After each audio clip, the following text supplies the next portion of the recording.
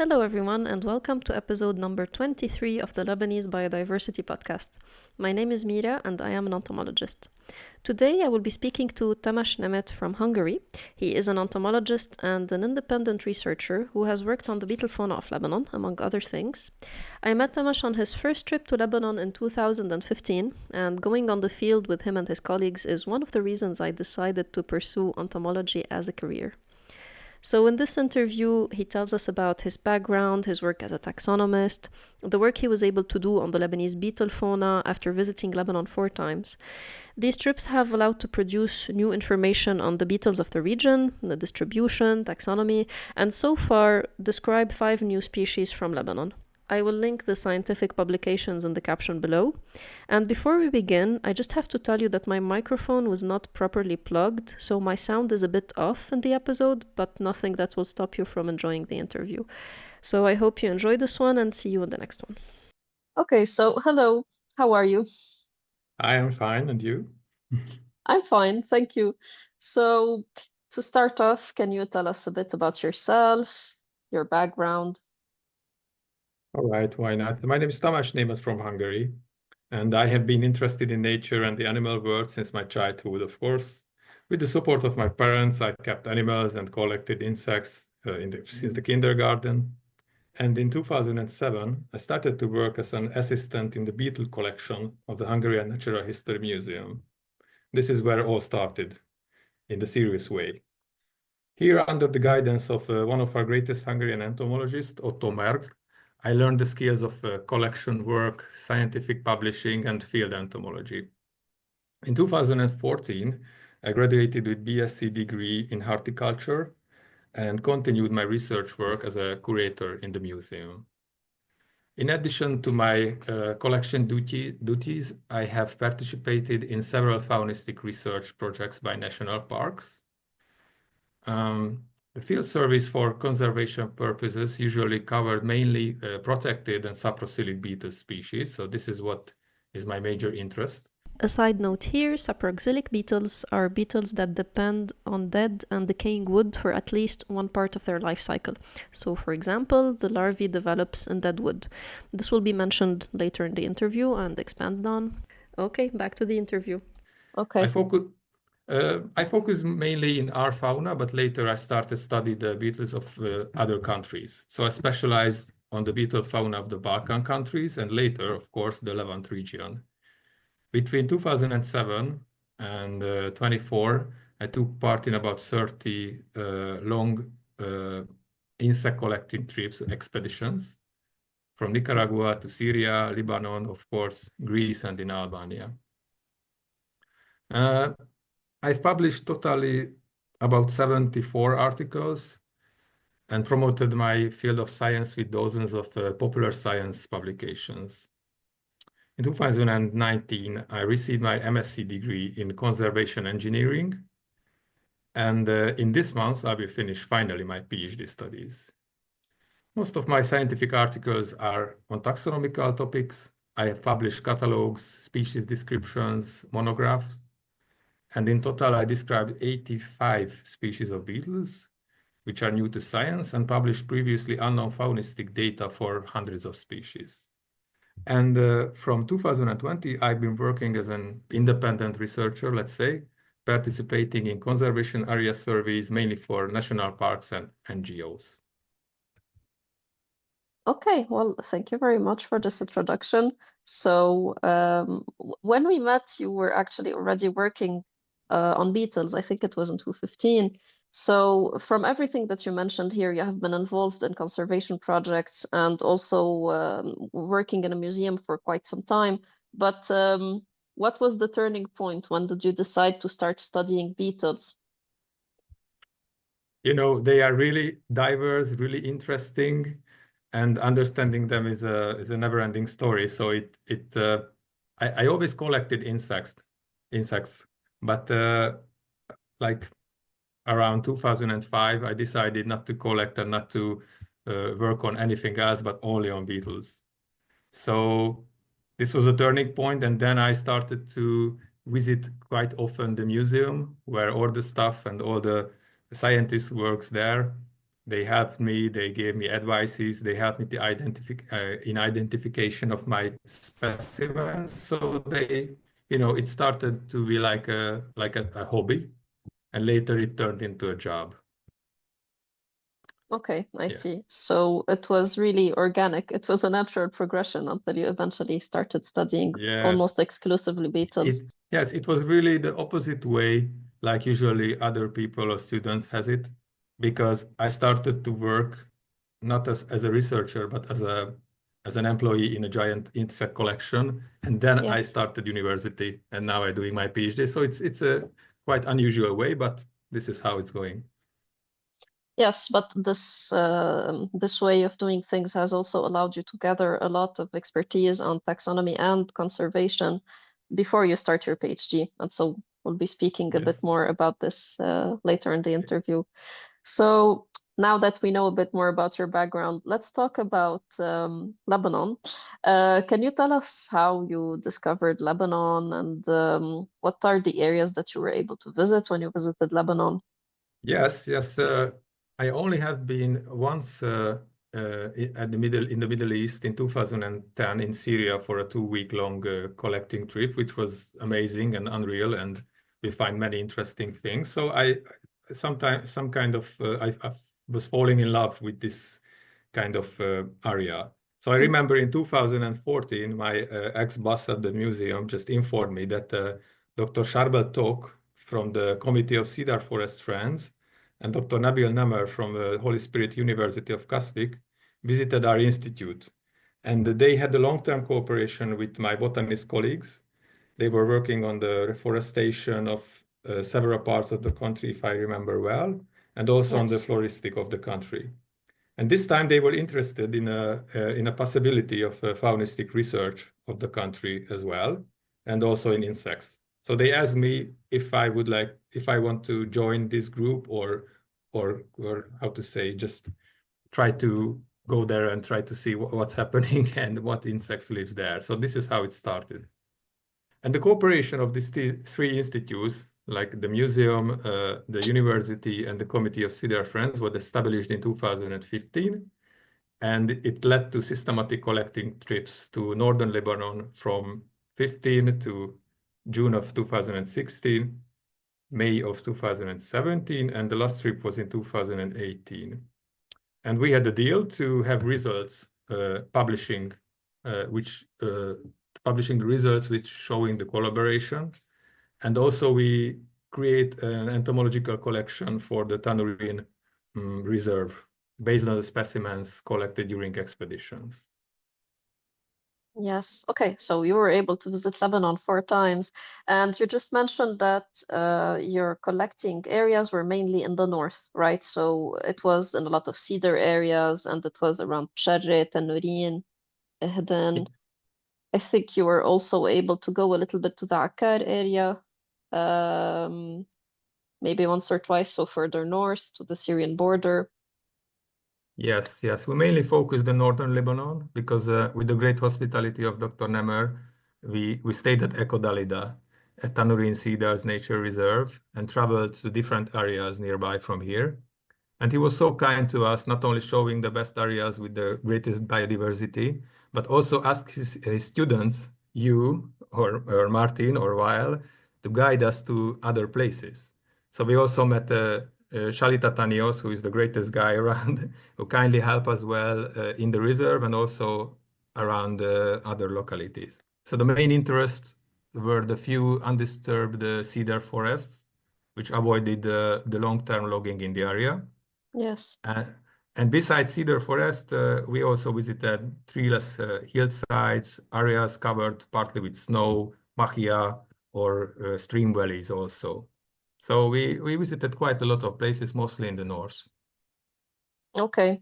Well, I remember many of those trips, and also just like a little side note here is that it was one of my first contacts ever with entomology, and it also really encouraged me to pursue entomology as a job later on. So it's really Mhm. cool. Yes, And it is true. yeah. So now, what was your impression after visiting Lebanon? You know, Lebanese people, and I think people in the Levant in general are very proud of coming from the Levant. And we always want to know what was your impression? So about the landscape, about, well, just, you know, everything. Yes, it was love for the first sight. The people, the area, the food, it's amazing. And of course, the landscape. So everybody was so nice with us. You know, we don't know what to expect because it's quite far from us. And we had some crazy ideas what Lebanon is, but it was amazing, of course. And I'm in love with semi-deserted areas and also with giant trees. So it was a perfect match. And the Beetles Yes. of it was amazing because we we worked mostly in Tanurin Cedars Nature Reserve, but also visited the Quadisha Valley, the beautiful Forest of Eden, also Pshare area, and we also had an opportunity to collect in non-natural areas, and sometimes these uh, areas gave great results. So I remember when we were just traveling, we stopped here or there, bought some oranges or bought something from a nice guy, and then we jumped out with our sweeping net and collected something good. And if I remember well, on our first day of collecting with my friend András, we collected one new species for science of a longhorn beetle. So it was amazing. The first day, new species. So who needs more? Yes. Well, I mean, the area, even though beetles are more studied, the area in general is poorly sampled, and it's just extraordinary to be able to go to a place. You're like, okay, this is not a natural area. This doesn't look exceptional, and then you find something exceptional for a new species. Yes, yes, So, exactly. yeah, th this is really great. Okay, well, can you describe your work as a taxonomist and tell us a bit more about this discipline? Yes, I'm more of a field guy, not a classic typical taxonomic. I enjoy the collecting and studying, not the publishing part of the job, but traveling to places with high biodiversity, collecting sometimes something interesting, bring it to home, mount it, study it, describe it. This is all of the part of the job, but the definition of taxonomy is something which I always try to remember. Like it's a descriptive, systematic science dealing with the units, categories, operations, and rules of systemization. So it's essentially comparative and analytical.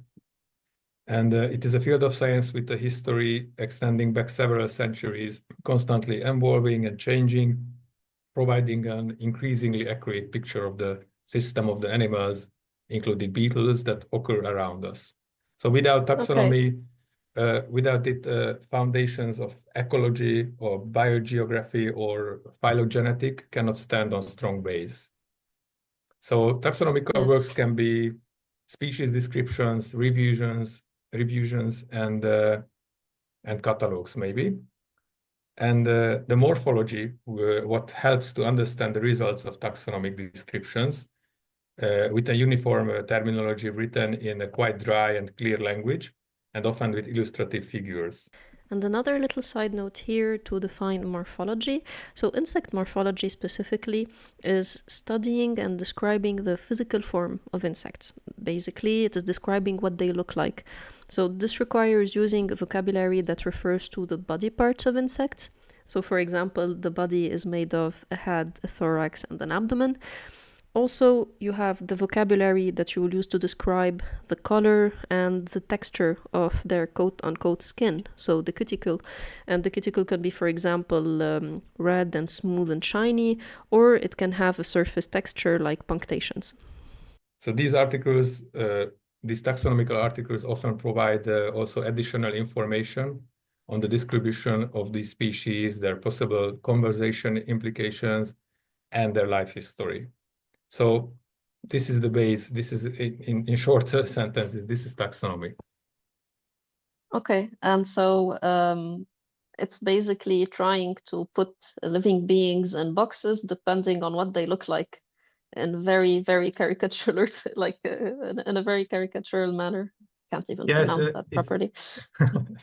don't worry. It's yes, it's really interesting because you have to know that if you want to properly identify an insect, you have to catch it and put it under the microscope. It's not like sometimes with plants. It's not like with birds. It's not about the picture. It's not about.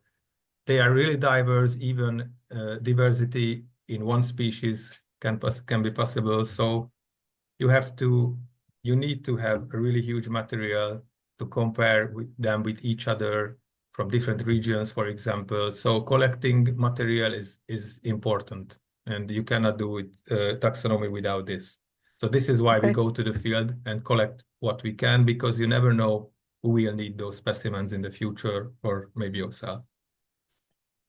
Okay, and so you need to go on the field, or in some cases, someone else goes on the field and you have access to the material.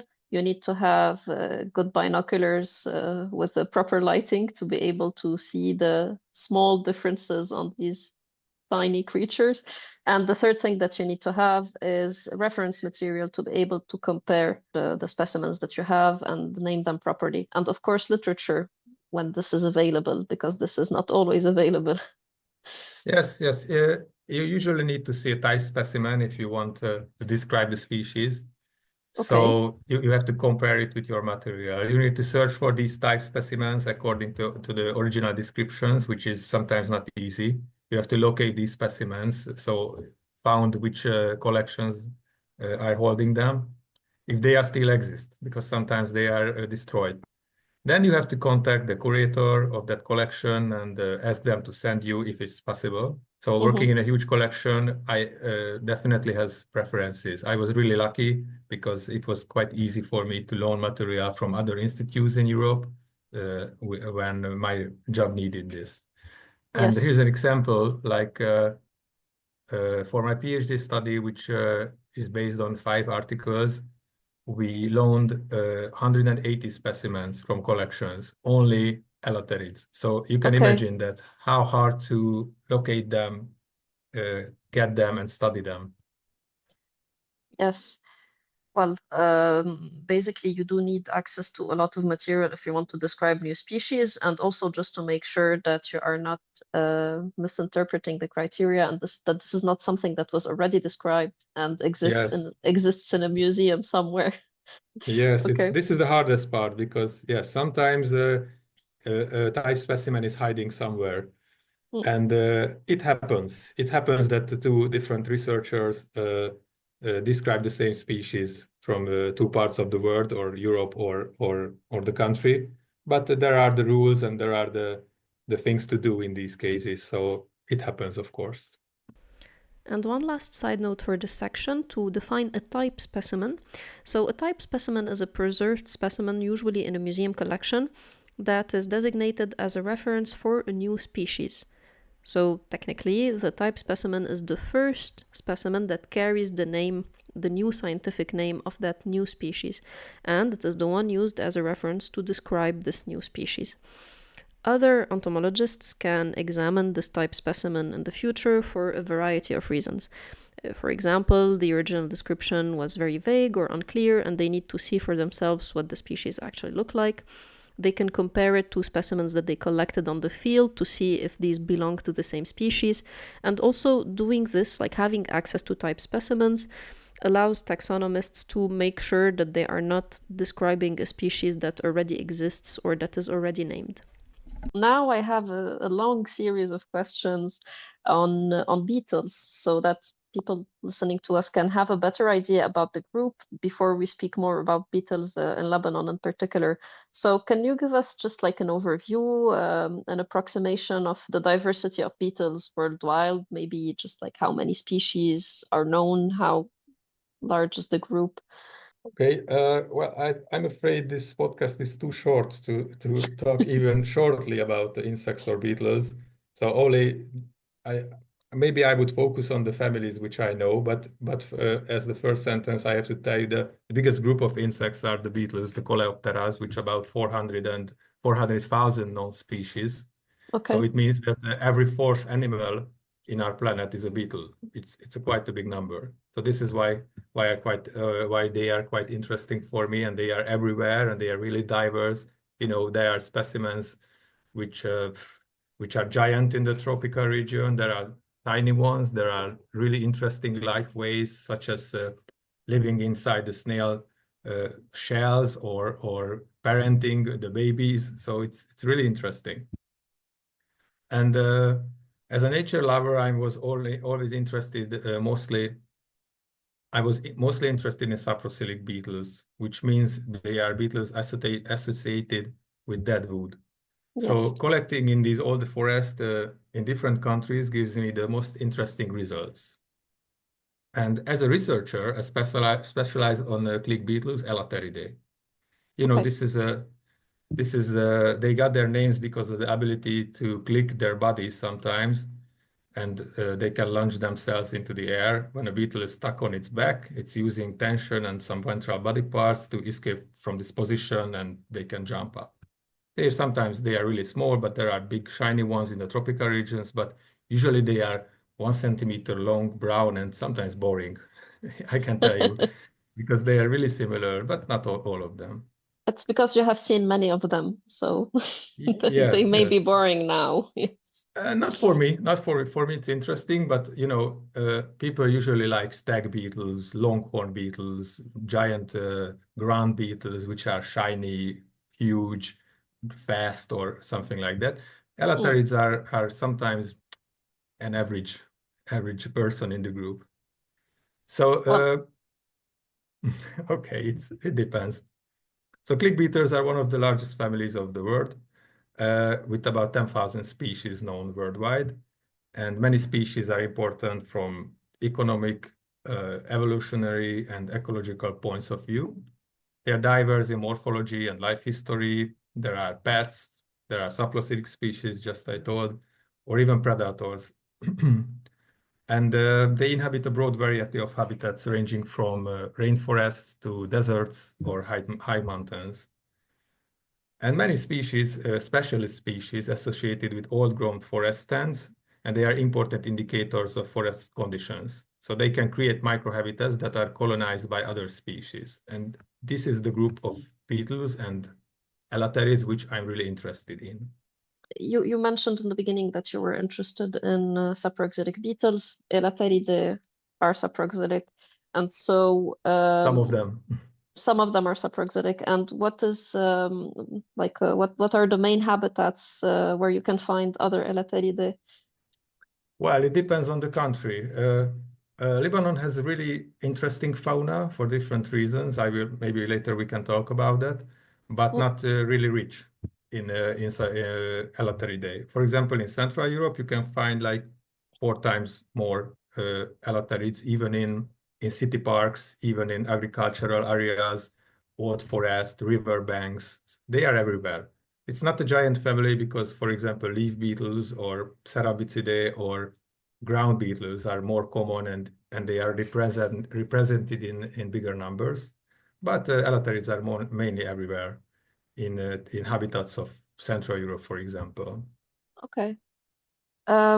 So my follow-up question is, you've told us a bit about the ecology and where they like to live. When you go look for them on the field, how do you technically find them? So this is always the question, like, because a lot of people would tell you, oh, you show them a picture, is this from Lebanon? I've never seen it. So how do you look for them when you go on the field? Most of them are quite rare, I can tell you, in Lebanon. So it's not so easy to find them because the traditional collecting methods like sweeping or beating Mm. branches is not works always. You can use light traps, for example. They like to, in warm nights, they like to fly into lights. So this is a really good method, or search under logs or under stones, and Okay. sometimes in rotten wood. But you cannot find many rotten woods in a semi-desert area, so it's Yeah. not easy. Most of them are active, especially in the late afternoon. So during the biggest heat, during the daytime, it's impossible to find them, but it's also true for other beetles. They are hiding. They don't want to get too hot in the sun. Okay. So you again, you really need to know quite a bit about their ecology to be able to start not only finding them, but also being able to produce an inventory, because otherwise you would maybe be seeing the same few common species or the few species that like can be found easily walking around in gardens or whatnot. Yes. We do have a good overview of beetles now, even if I agree this podcast is not long enough to properly introduce them. But we can speak more about the fauna of Lebanon, which you are focusing on in your PhD currently. So can you tell us how many beetle species we know from Lebanon? Again, an estimation. Well, I cannot tell you this because there is no country checklist exist, unfortunately. But Okay. there are some lists of some families which are written a long time ago. But for example, we know longhorn beetles, which are cerambicids.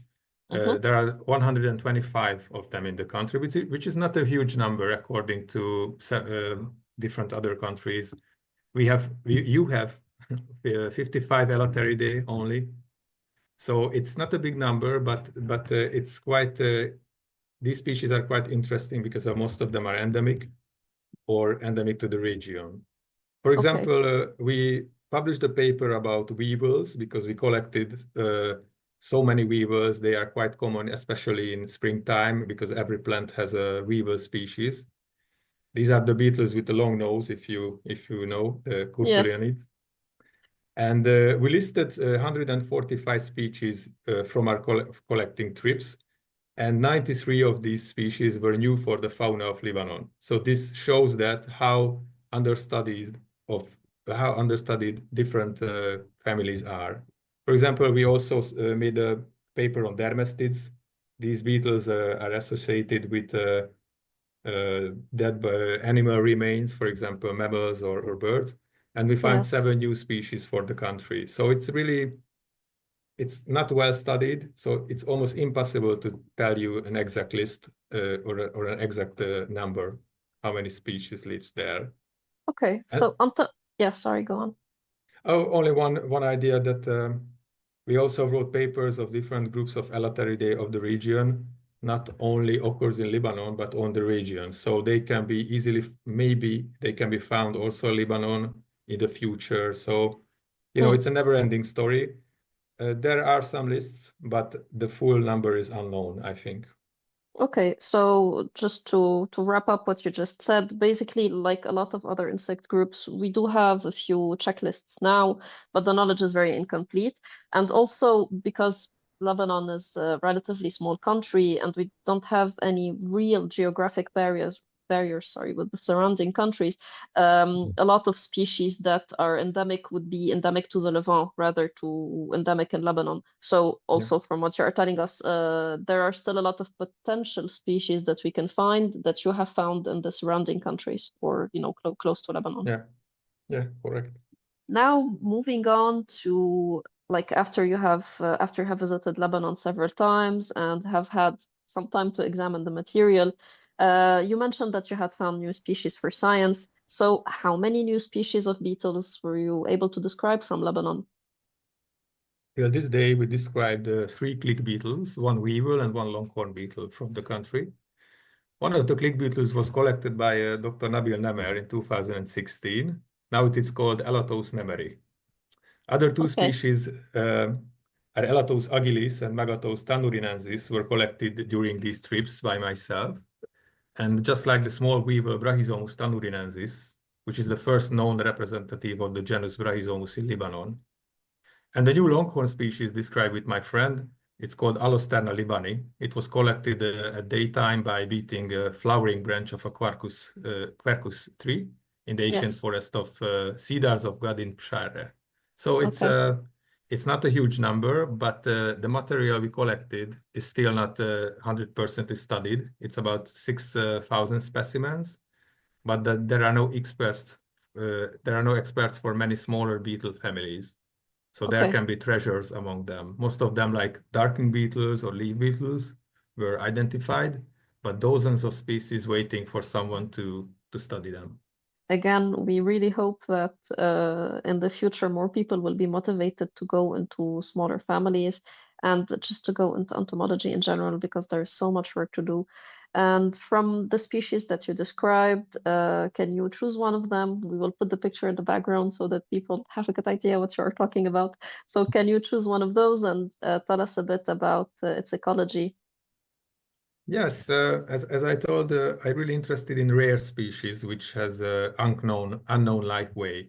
During my first stay, I found some big yellow elateridae larvae in an old cedar log in Tangerine. So these larvae traveled back home with me, and in the next year, beetles emerged from these larvae. So it was something I never seen before. On the next trips, we visited the country in summer, so we find the adults of these species, which are active in the summer. So I collected dozens of these black shiny click beetles, so I could describe it as a new species in my article, which was a checklist of the Lebanese click beetles. But this Okay. story is not. But this story is not over, because this was a great result. I was very happy with this. But the specimens of this genus Elatos are really rare in collections, and most probably due to their unknown biology and ecology. So they are about 1 centimeter long or smaller. They are usually black or brown. And some larvae were described only and decades ago. So in Greece, I found several larvae in 2 expeditions, with some of them reared in the laboratory to adults, allowing me to identification. And in Lebanon, I found similar larvae in these trips. So these larvae were also traveled home, as I thought. And these larval specimens collected during the fieldworks allowed us to describe larval morphology of these 2 species for the first time, based on the modern examination methods. So all important diagnostic characters of the 2 species were documented and compared with each other. So this was a really nice story, because I was also able to describe the species, the adult, and we found one more larvae of a species from this genus, and we were able to compare it with another one which we found in Greece. So it was a really nice story, because so many outputs came out from only 1 or 2 larvae. So it was great. Yeah, well, this is amazing, and that's also great that you were able to contribute towards the knowledge of the ecology, which, like as you just told us, is usually not very well known. So, well, Yes, again, these are the ecology is unknown for these species, but these 2 are clearly saproxylic, which means that they are associated with these old cedar forests. So they are probably really important parts of the ecosystems there. They are, eating these rotten logs. They are helping to, how to say, maybe recycle interesting. the wood, Yeah, decompose the this is wood, decompose the wood more. decompose. Sorry, Yes. this is the word. Yeah, decompose the wood. Thank you.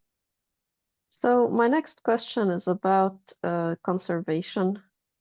We already know from what you told us that a lot of study still needs to be done to have a better idea on the beetles of Lebanon. But from the information we have until now, do you think we are close to producing a red list, or is this in like 20, 30 years to the future? Well, because unfortunately no updated catalogs, as I told, or distributional list available for certain families of beetles, it's almost impossible. But it's always good to start something, at least based on the things we know, because if we don't know anything, we cannot protect it. We cannot conserve them, which we don't know. So I think research focus should also be on more basic aspects of entomology, like taxonomy, distributional data, or bionomics.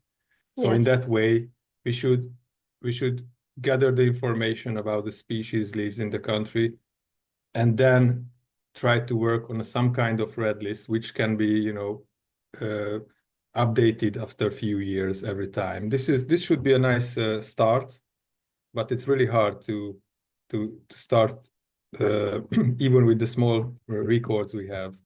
So not easy. Yes, well, I imagine that for a lot of them, we don't even have the basic distribution. We don't even know if the distribution that you have from a few records is representative from its real distribution in the country or not. But as you say, all conservation work should start somewhere. And if these initiatives do not kick off, for a very long time, the species risk going without visibility, without status. Like moving now to just the broader context, as we were discussing earlier, most of the species that you can find in Lebanon can also be found in other places in the East Mediterranean. So what is the importance of this area of the East Mediterranean region, or if you want the Levant specifically, for beetle diversity? Yeah, this is a really interesting region called the Levantine region. It's a unique one where the Palearctic, the Oriental, and the Afrotropical faunas meet. So this is a so-called biogeographical hotspot. And unfortunately, its exploration is because of the current geopolitical situation it's making it really hard. But there are several there's a huge material in the different natural history collections which can be studied. So it's really important area because this meeting point can produce really interesting and really, how to say, maybe evolutionary importance in the point of view of evolutionary importance species or fauna. Just a side note here, which is when we were younger and we were taught, history in school, one of the main points that kept coming back in Lebanon's cultural makeup is that we are at the meeting point of three continents. Exactly. And when we were younger, we would always like this would make us smile, like it was, the stereotype of the Levant. But when you start going into entomology or just studying fauna and flora in general, you realize that this is really translated in fauna and This flora. is You do true. have influences from, three continents, and it's really amazing. Thank you for confirming Yes, that yes. this is indeed like a pretty special area of the world. So now again that we have gone over a lot of information on the beetles that we have in Lebanon, what are the main threats that beetles face? And again, this is a very broad question, so maybe we can focus only on Elateride if you prefer. I think we all know the answers, like habitat loss or destruction of natural biotopes, or for example, pollution, which are the problems in every aspect. But and you probably know it better than I that the cedar forests are the last ones. So you can imagine that the species, for example, which I described, which lives in only that part of 100 or of course 500-year-old cedar log, they really rely on these places, and if they are disappear, these forests, these places, then the beetles as well will go away. So I think the most important thing is to stop the destruction, like do not cut any more trees out, and try to work on reforestation. This is my idea. Maybe there are some species which can live quite well together with people, with human, because they are not really, how to say, if they can live in orchards, they can live in gardens, they Yes. can live in rural environment, which is okay. But for the special ones, they really need undisturbed areas and biotopes. Okay. So, well, more common species will be more adaptable, and they will be able to survive in a Yes, broader range of habitats, even if you have disturbance. But from what you are telling us, the species that are more rare or restricted really need to have this undisturbed old wood, yes, continuous cedar woods in order to be able to survive. yes. They are Okay. specialists, so they don't have any more choice. They can only they specialized for these habitats, and they can survive only there. Yes, and thus the importance of really preserving what is left of the forests. And there are a lot of reforestation efforts that have been Yes. ongoing for a few decades now. So it's great. And we've reached the end. I have one last question that I usually ask in the closing section, depending on what your specialty is. And here it would be, what advice would you give to future entomologists or people who would like to go into entomology? It could be as a hobby or as a job. Yes, it depends on what your plans are, because if it's a hobby, you have to find a group which you love and you are interested in for some reason, and you have to get into contact with experts. And this is how I started. And if you are lucky, it can slowly turn into a job. But my example is not an average one, so I made it in the opposite way. But for me, always the less known groups of beetles were the most interesting. So finding out something new about them, about their life way or their taxonomical position or their distribution is always amazing. So searching for new things, it's great. And yeah, go on. If you want to be an entomologist, just go on the field and spend more time on the field and try to collect if it's possible, if you don't need a permission for that area. And if you have a small collection, then you can show it to some experts, some teachers or some professors, and they will probably help you because entomologists are nice guys. Thank you very much. And I will highlight in what you said the importance of having a network and of not being shy to ask. Really, the worst that you can get is a no, I don't have time. And the best that you can get is a really cool hobby or a career. Okay, well, I will first tell you thank you very much for your time and for this interview. It was really cool to catch up a few years later and know more about the results of your work. And is there anything you would like to say to close this interview? Yes, thank you for this interview, and the opportunity to study the beetles of this amazing country was a really important thing in my life. So the material collected there during these 4 trips gave me so many possibilities to publish, to learn, to dig deep to this topic. So I'm very grateful for all the people who helped me and made it possible. Especially this research would not be possible without the kind help of Dr. Nabil Nemer, Oscar Akiki, Martin Rehayem, Shalita Tanios, Wai Yamina, and of course, you, Mira. So thank you very much. You're welcome. And we will link your a few of your papers that you have published about Lebanon, and hopefully have some pictures of the species that you spoke about in the background to give some visuals to people listening to us. Well, thank you again. Right.